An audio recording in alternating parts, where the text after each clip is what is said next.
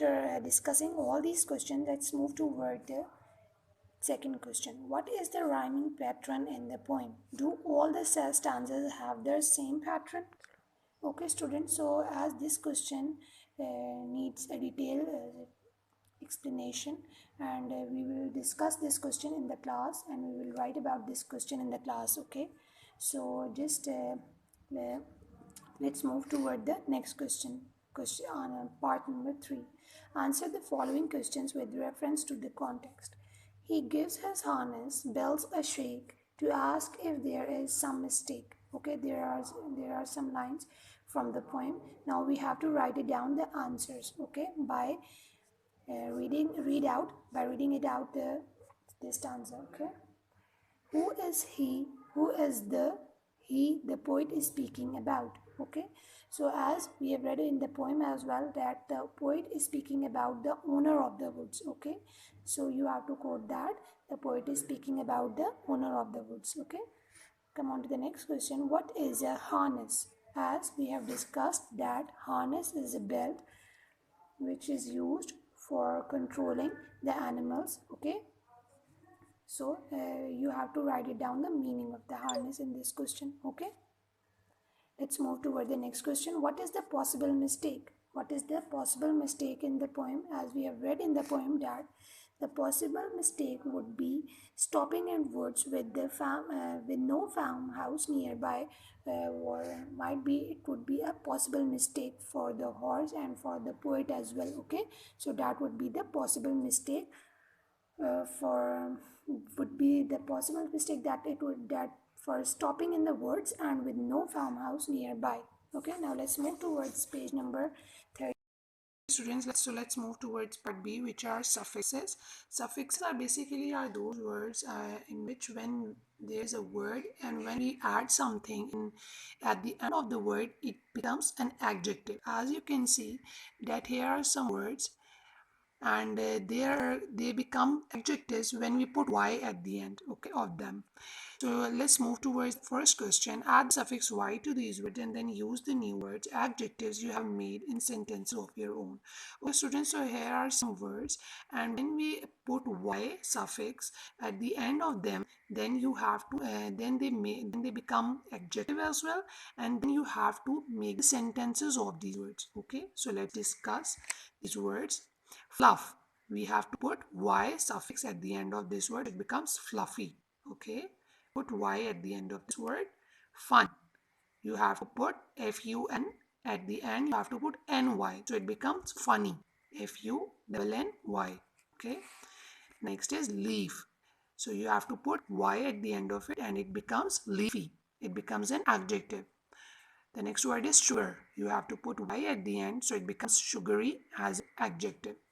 The next word is bend, you have to put y at the end and it's become bendy as an adjective. Okay, after discussing these words, you have to make the sentences of these words on your as a homework, and your sentences should be appropriate. Okay, so let's move towards the next one. I'm giving you them to make the sentences of these words by yourself, okay, as a homework. Let's move towards part 2. Add the suffix y to the following where possible. Not all the words can take suffix y, so check in a dictionary and be careful about spelling changes. Okay, students, here are some words also, and you have to put y suffix at the end of them, and you can also check that if there is any spelling change, then you have to put that change in that word. Okay, so let's first, and they also tell us that not all words not all words contain a suffix y. Okay, so you have to keep this thing in mind. Okay, also the first word is red, it becomes the same and it does not contain y suffix, it remains same, red. Okay, next move towards the next one, run. There's a word run, so it becomes runny as an adjective, and when we put y of to this word, when we put y suffix at the end of this word, it's become runny, R-U-N-N-Y. Okay, so it will be the correct spelling of runny. The next one is shade, you have to put y at the end by cutting e over here and let it become shady. S-H-A-D-Y. Okay, you have to cut E over here, so there will be the correct spelling of shady. The next word is close. So you have to also cut E over here, and then it becomes closely. Okay, you have to write down like this, C-L-O-S-L-Y. You have to write it down L-Y at the end, and by cutting E over here, so it becomes closely. Okay, the next word is shout. So you have to put Y at the end, so it becomes shouty. Okay, S-H-O-U-T-Y. So it becomes shouty. The next word is thorn. You have to put Y at the end of this word and it becomes thorny. Okay, it becomes thorny. Thorny. Next word is weight.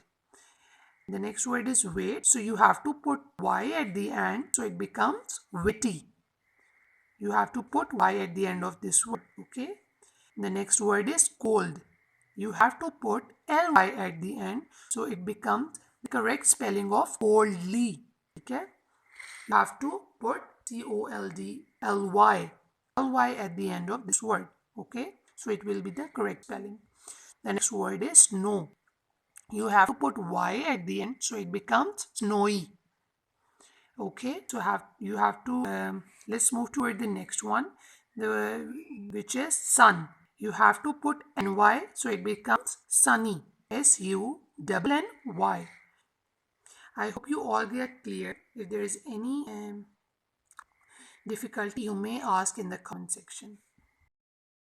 Okay, students. Now we have to move towards part 4, which are contractions. Write the short form contractions for the following. Okay, as you see many times that there are words that in which there are words which are used as a short forms of them, just like I am or cannot. You have seen many times that there are words. There is a word instead of cannot. There is a word can't. Okay, so this would be the contraction of cannot. Okay, I am. There is a word. If there is a contraction of I am, so that there is a word I am. Okay, so we have to write down the contractions of the words, okay, of these words, as we have many words over here. So write it down, the contractions I am telling you.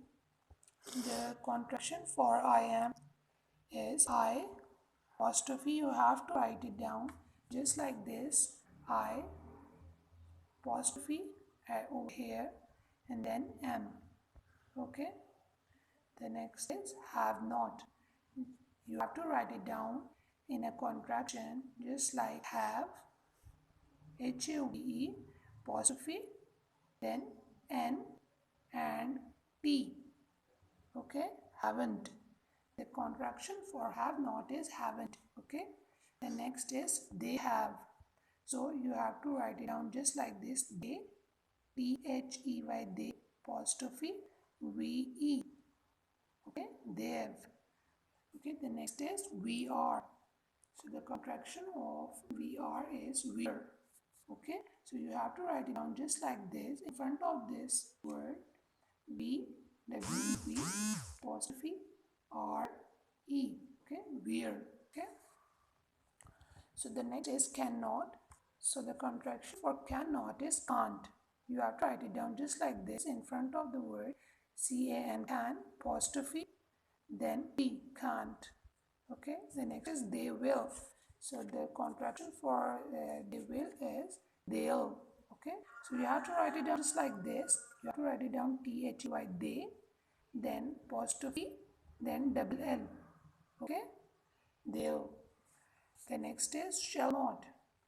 Shall not. So the contraction for shall not is shall. You have to write it down. Shall, SHALL, apostrophe, then N and T. Shan't.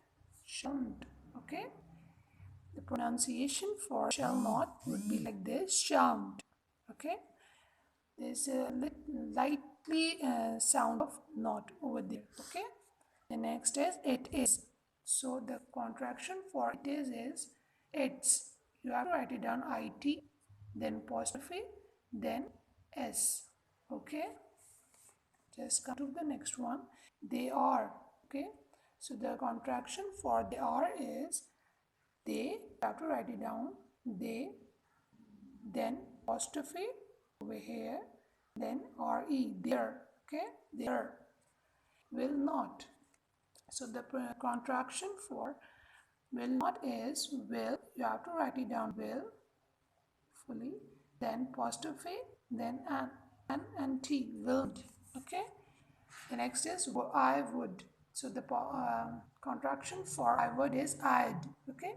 You have to write it on I, then apostrophe, then d, I'd, okay.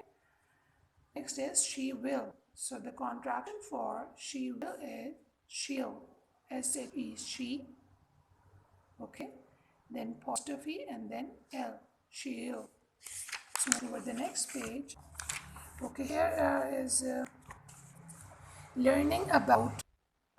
Okay, so learning about language, part C. Let's move toward page number 14. Part C, nouns and verbs. As you know that noun is the name of a person, place or thing, and verb shows action, any kind of action, okay, of the subject, okay, or a pronoun or any kind of noun, okay.